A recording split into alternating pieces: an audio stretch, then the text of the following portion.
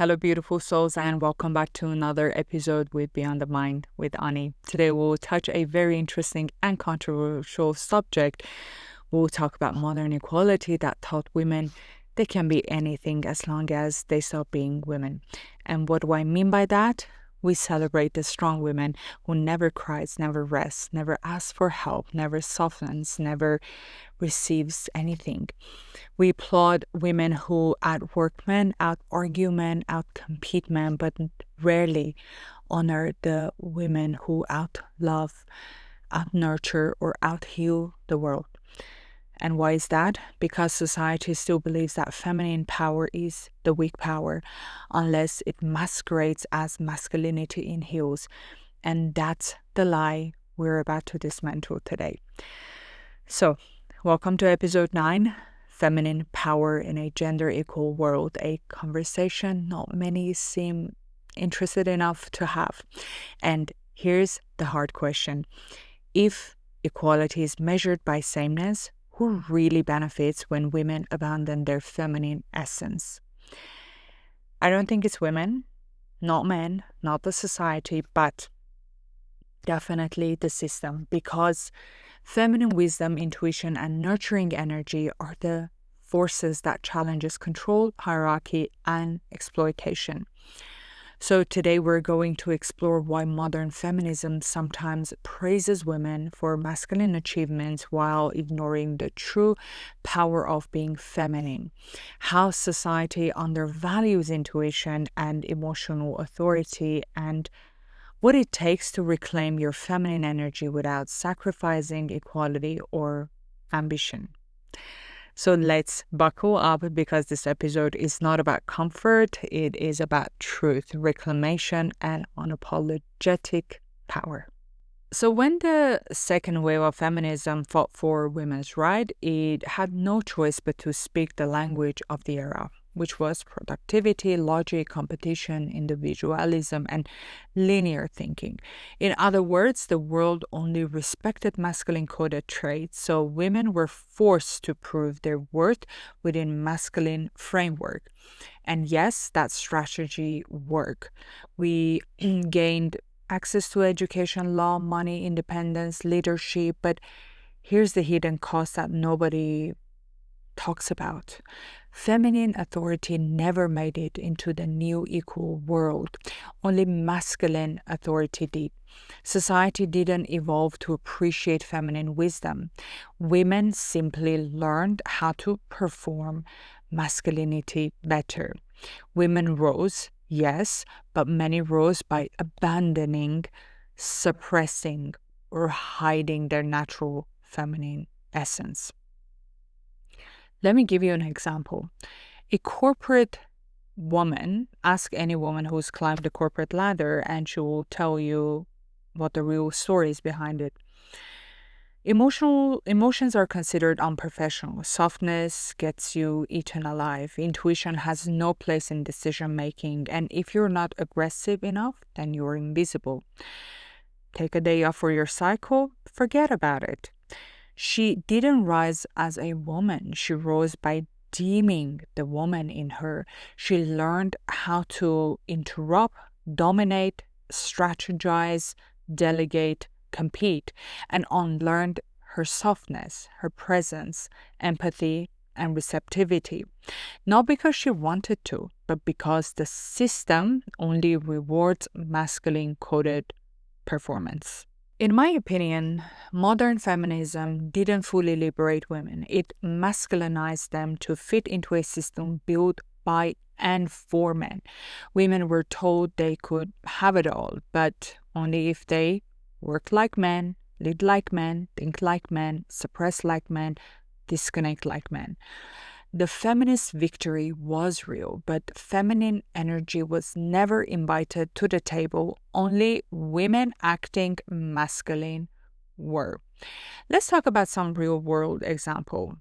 In a workplace, a woman who leads with compassion is considered too soft. A woman who sets boundaries is considered bossy. A woman who expresses intuition in strategy meeting is emotional. But the woman who burns herself out, works 60 hours per week, competes aggressively and never shows vulnerability, she's the one who gets promoted. Or in business and entrepreneurship, women are praised when they say things like, I grind harder than any man, I don't need anyone, I am savage, I'm a killer in business. But if a woman says, I build intuitively, I lead through connection, I create through flow, I rest when my body asks me to, she dismissed as unprofessional or unserious. And the truth, equality gave us access, but it did not integrate feminine wisdom. It simply asked women to shrink their feminine identity and perform a masculine role. In a gender equal world, the feminine didn't rise, it was erased. Let's get real. There are qualities that sustain life, relationships, communities, and creativity, yet society tells us that they're weak, unproductive, or less serious. These are traits that are inherently feminine, and they've been systematically devalued. For example, nurturing, helping others grow, guiding without control, intuition, listening to inner knowing instead of just logic, or empathy, feeling deeply and responding from the heart, emotional intelligence, understanding, managing, and connecting feelings, cyclical rhythms, honoring natural body and life cycles, feminine sensitivity, openness to experiences and emotions, feminine receptivity, the art of receiving support, love, and guidance, cooperation, collaboration over competition, creativity, bringing new ideas into form, embodiment, presence in the body and grounded energy, spiritual attunement, connections to something greater than you, and community building, creating networks, circles, and shared growth. Why is this controversial? Because these are the traits that literally sustain humanity, yet they're labeled liabilities in a world built to value masculine coded output, speed, logic, competition, domination. From the boardroom to social media, we're constantly told, be confident, but don't be too soft. Be strong, but don't cry. Be independent, but don't ask for help. Be successful, but it must look exactly like man's success. In the workplaces, for example, a female manager who leads with empathy is told that she can't handle pressure. A female engineer who trusts her gut over rigid data is labeled as emotions. Meanwhile, men who lack emotional awareness or collaboration skills are seen as innovators or visionaries. Or let's say in relationships, women who express needs, ask for help, and desire care are called needy. But men who refuse intimacy, avoid emotional labor, or disappears under stress are called strong or mysterious. In leadership and entrepreneurship, a CEO woman who builds through intuition, nurtures the team growth, and prioritizes community is undervalued. Compare her to men who dominate and control. He's the leader and she's the soft one. Or in social culture, young girls are praised when they compete academically or athletically like boys, but rarely when they create collaboration or lead through empathy. Social media glorifies the hustle queen who grinds 16 hours a day but shames the woman who rests, flows, or prioritizes relationships. And what is the hidden cost? We raised generation of women who mastered masculine coded traits, independence, assertiveness, competition, but lost the manual to their feminine power. We are strong, yes. We are ambitious, yes. But we've been taught that softness is weakness, that receptivity is laziness, that pleasure is frivolous. And the tragic irony, the qualities that make women irreplaceably magnetic, creative, wise, and human, the patriarchy feared, are the ones that we're told to abandon to success. We are applauding women for acting like men, but penalizing women for being themselves. Feminine power is still the last frontier. unrecognized, undervalued, and desperately needed. Now, this is where it gets really uncomfortable. Modern feminists tell women, be empowered, you can do anything. Sounds amazing, but here's the truth nobody wants to say. Empowerment has been redefined in masculine terms. We're told to work harder, earn more, fight more, push more, conquer more, prove more. And what about listening to intuition, embracing our feminine sensuality, leading with care and collaboration? What about feeling deeply and navigating emotional intelligence, honoring our cyclical rhythms or our spiritual attunement? Nothing, nada. Feminine wisdom is simply invisible. We celebrate women who hustle like men, who date like men, who detach like men, work to burn out like men, suppress emotions like men. We call this liberation, we call this freedom, but that is not freedom, that is simulation. Let me give you an example. A woman CEO who works 16 hours a day, skips meals, ignores emotional health, she's a powerhouse. A woman who prioritizes intuition, team cohesion, or her own rest, she's soft, inefficient, and unserious. Or in dating and relationship, women are told to be independent. Don't depend on him. So she goes her own needs for care, overcompensates with logic, and treats love like a checklist. The man, often praised for being free while avoiding intimacy. Feminine energy gets drained, attraction fades, and relationships feel transactional. And what is the hidden cost? Women are not weak. They are far from it. The cost of this masculine coded empowerment is anxiety, hormonal imbalance, chronic stress, emotional shutdown, loneliness, burnout. Why? Because we are living against our biology, our psychology, and our archetypal energy. We've been taught strength is masculine, softness is weakness, receiving is laziness. And the truth is that we're calling it empowerment, but it's actually a subtle form of control by patriarchal values. Women are free as long as they stop being women. Let's get this straight. Feminine authority is not new. It didn't appear with modern feminism, and it's not just about boardrooms or social media empowerment. It existed long before capitalism, patriarchy, and Western idea of success. This ancient culture understood something modern society refuses to admit. The feminine is the source of life, creativity, and authority, not a secondary trait. For example, in Egypt, Isis wasn't just a goddess to decorate temples. She healed, she nurtured, she led. Her wisdom was considered essential for kings to rule. Her magic guided nations, and her authority was sacred and unquestioned. And the modern parallel, today women who use intuition or care to lead teams are often dismissed as soft or not strategic enough. We have replaced sacred feminine leadership with spreadsheets and KPIs and called it progress. Or in ancient Persia, goddesses like Anahita, she was a goddess of water, wisdom, and sacred femininity. She was central to ancient societies. She represented flow, life, and cyclical energy, the invisible force without which masculine action had no direction.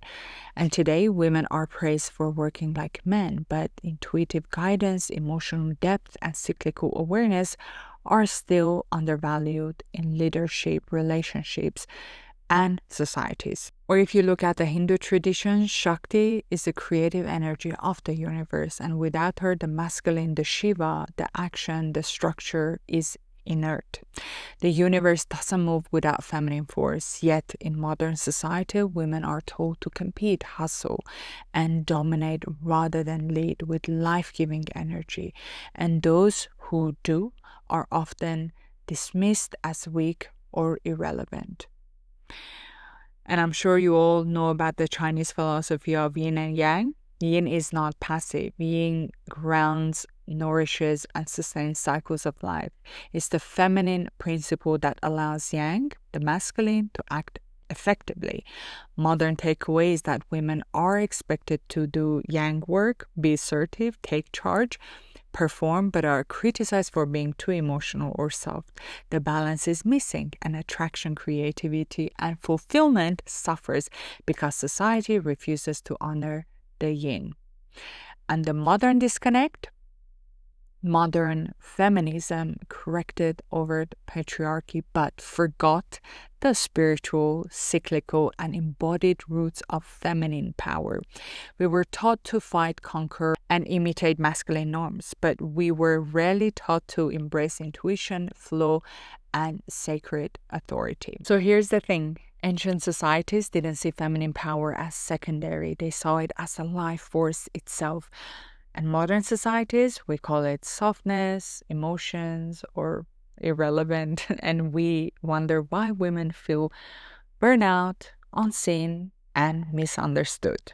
This is one of the most uncomfortable truths and exactly why it's rarely discussed openly. A woman disconnected from her feminine power, it's easier to control, exploit, and manipulate. Modern society doesn't just ignore feminine authority, it profits from the suppression. When a woman numbs her intuition, soft power, and emotional wisdom, this is what happens. She buys more things to fill the emptiness society teaches her exists, from wellness products to luxury goods. She works longer hours chasing a masculine coded definition of success, thinking her worth depends on achievement. She numbs herself with distraction, social media, binge watching, constant productivity to avoid listening to her inner guidance. She doubts herself, second guesses her instincts, and fears she's not enough unless performing perfectly. She becomes predictable and controllable, easy for marketing, workplaces, or partners to manipulate. A woman connected to her feminine, on the other hand, is someone who sees through manipulation instantly. Marketing schemes, office politics, emotional games in relationships. She feels imbalance before it is obvious, noticing when something feels off energetically or ethically. She cannot be controlled through shame, criticism, gossip, or societal pressure. It bounces off her straight away.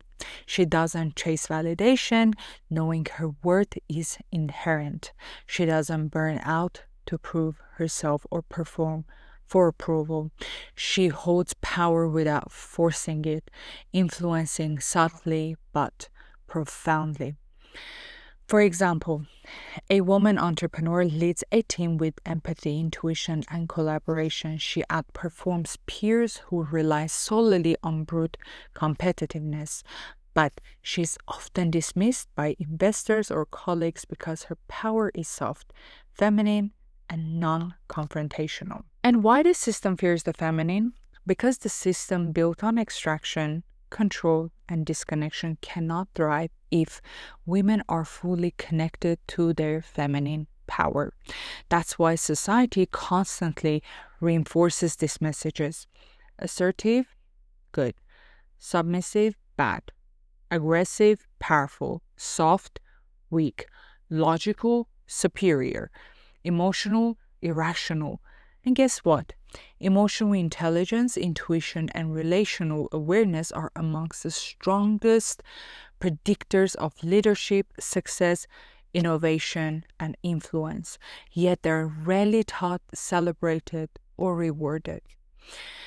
A woman in politics, spiritual leadership, or global movement using empathy, connection, or intuition are often undermined, attacked, or minimized, even when they're creating massive sustainable impact. Meanwhile, strong masculine coded leaders are praised for their dominance, aggression, and control, even when it is destructive. So, feminine power isn't a nice to have thing, it's disruptive, transformational, and threatening to every system built on control, extraction, and disconnection. Modern society benefits from keeping women busy, disconnected, performing but unfulfilled, numbing themselves instead of trusting their wisdom. Let's get one thing straight. Feminine power is not weakness. It is not submission. It is not being soft in the way society misunderstands. The feminine is force, but it operates differently than the masculine. She doesn't push, she magnetizes. She doesn't compete, she attracts, aligns, and influences.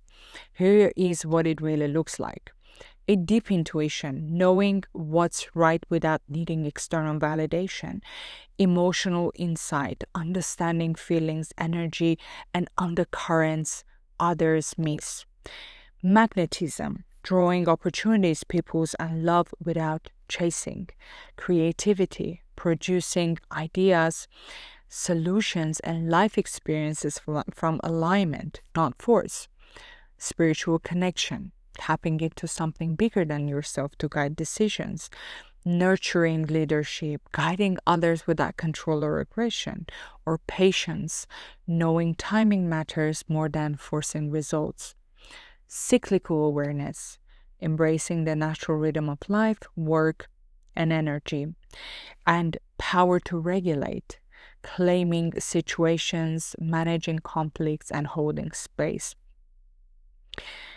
Influence without force, leadership through resonance, and not dominance. The world is desperate for this energy, yet we've been taught it is soft or inferior. A woman who embodies feminine power fully is seen as threatening, unnatural, or manipulative, because real influence doesn't need to shout or control. Here is the actionable truth. You can reclaim your feminine essence without rejecting equality. In fact, equality works better when both energies are honored. 1. Stop measuring your worth by masculine metrics. Your value is not productivity, efficiency, toughness. Your value is your presence, your intuition, your depth, your creativity, your emotional intelligence. A woman who obsesses over promotion, raise, and titles may achieve the same as men, but often sacrifices her health, her connection, and joy. Feminine power says influence matters more than output. Next, reclaim your cycles, your body, mind, and creativity. They operate in natural rhythm. Stop living as you are a machine. Track your energy cycles to plan your work, rest, intimacy, and your creative projects. When women ignore this, they burn out trying to sustain a flat masculine pace. Embrace receptivity as power. Receiving isn't passive, it is magnetic. Let people, ideas, love, and opportunities flow to you. Use feminine leadership in relationships. Stop dating like men. Stop performing masculine strength to be loved. Women chasing men, taking charge of plans, and controlling emotional outcomes are hardening their energy and killing polarity. True feminine leadership in love means receiving, guiding subtly, and creating space for masculine initiative. Equality is equal value, not equal expression. Men and women can be equals without being the same. Controversial insight is that modern culture uses equality with sameness. Men argue, I'm equal, you do the rest, while women mimic masculinity to gain respect. True equality honors differences and polarity. So, feminine power isn't optional, it is transformational, disruptive, and magnetic. It doesn't dominate, it aligns. It doesn't compete, it attracts.